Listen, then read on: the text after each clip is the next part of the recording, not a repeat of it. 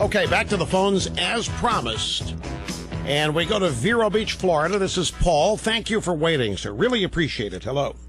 Russ, thank you for everything you do. Listen, the previous caller says let's give minimum wage workers enough to pay their rent and to make a living. And people in both parties, I am shocked to think that people in both parties actually buy into this crap. Forget all the businesses, large and small, that would that would close their doors the next day practically. By doing what these people are demanding, we would rob America of one of the most massive job creators, and that is incentive. I mean, do we really want people to be comfortable with entry-level jobs? I was that guy, Rush, 25 years ago, who was making the $3.35 an hour. I was halfway through high school, and I knew that I couldn't keep making minimum wage and still move out of my dad's house. And so I created my own job. I started painting, and I hired 2 of my buddies. And I was making 5 times minimum wage, and they were making twice minimum wage. And that's how it's done. Your point was that ordinary people do extraordinary things, and that is true, but that's when they need to, when there's incentive, and not by making everyone comfortable with mediocrity. Here's the problem. You mentioned both parties, and I think, sadly, you're right. Both parties are not oriented toward the message you just delivered. Politics this today. Guy blamed the Democrats for crashing the economy out of one side of his mouth.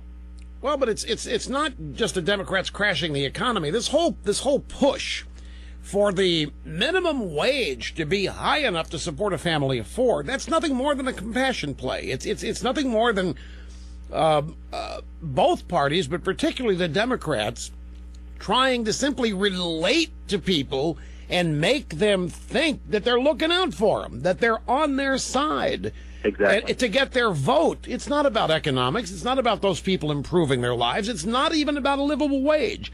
It's about the parties trying, they're competing with each other to try to show these people they care more about them than the other guys do. Exactly right. And that's the problem here. You offered the recipe. You were the $3.35 an hour guy.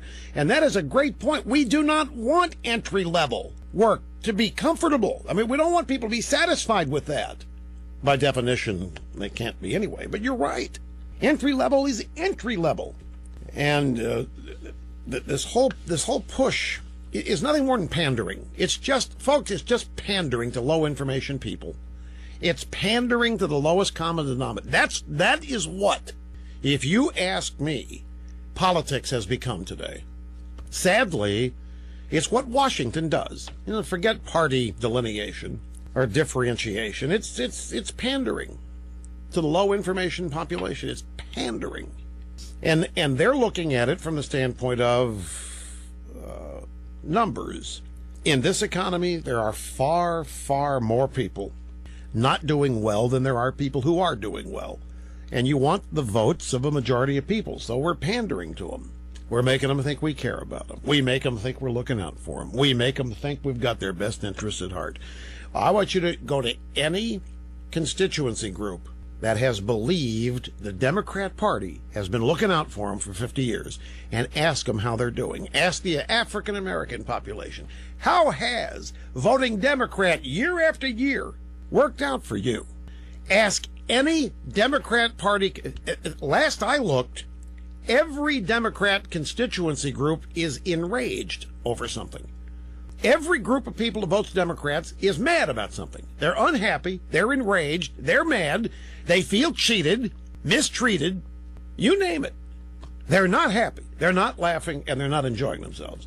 And they're turning to the same people to fix it, who have been promising them for however many years to fix it.